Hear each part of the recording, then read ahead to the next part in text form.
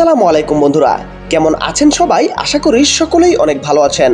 তো বন্ধুরা, গত 7 দিন ধরে সেন্ট মার্টিন আমাদের দেশের বাকি অংশ থেকে বিচ্ছিন্ন। অথচ গত 7 দিনে আমাদের নিউজ মিডিয়ার খবর কি ছিল? প্রিন্স মামুন গ্রেপ্তার, রাফসানদার ছোট ভাইয়ের বিরুদ্ধে গ্রেপ্তারি পরোয়ানা জারি। 7 দিন ধরে আমাদের দেশের একটা এলাকা বিচ্ছিন্ন। মিয়ানমার যুদ্ধজাহাজ পাঠিয়েছে, সেই খবর আজকে শুনছি মিডিয়ায়।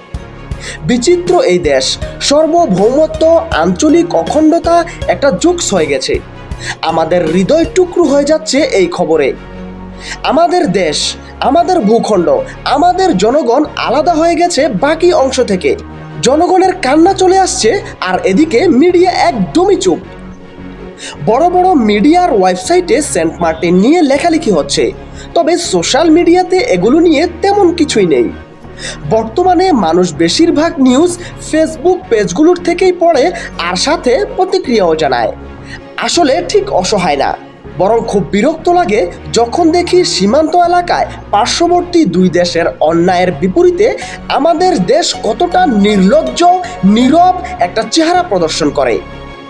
এর আগেও মিয়ানমার থেকে সন্ত্রাস এসে বাংলাদেশের সীমান্তে গুলি করে একাধিক মানুষ মেরে গেছে। তখন পুলিশ দাবি করে নিহত ব্যক্তি হয়তো চোরা কারবারির সাথে জড়িত ছিল। এই হলো অবস্থা। কখনো কিন্তু কোনো কৈফিয়ত চাওয়া হয়নি মিয়ানমারের কাছ থেকে। তবে এখন সেন্ট মার্টিনের সেই যুদ্ধজাহাজগুলো মিয়ানমার নৌবাহিনীর, কোনো সন্ত্রাসী গোষ্ঠীর নয়। নাকের ডগা দিয়ে একটা দেশের ভূখণ্ড এভাবে আরেকটা দেশ নিয়ে যাচ্ছে, আর চেয়ে চেয়ে দেখছি আমরা। সার্বভৌম শব্দটি আমাদের জন্য একটা কৌতুক এখন।